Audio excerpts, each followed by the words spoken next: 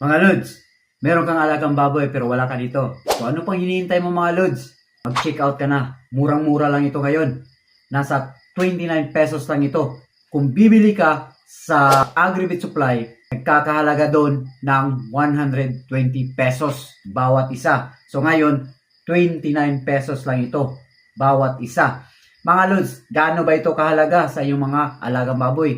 Napakahalaga nito mga Lods dahil dito sila kumukuha ng supply ng tubig. Tingnan mo mga Lods, kapag wala ka nito, kung gusto na silang uminom ng tubig, ay saan sila kukuha ng tubig? Lalo na kapag hindi ka pa nakapagbigay ng tubig. Kung bibili ka nito, lalagay mo lang ito ng tubo papunta sa tubig, sa water supply mo, anytime na gusto silang uminom ng tubig ay makakainom sila. Kapag hindi sila makakainom ng tubig mga Lods at gusto na silang uminom ng tubig, stress yun sa kanila. Bili ka na nito mga Lods para tuloy-tuloy yung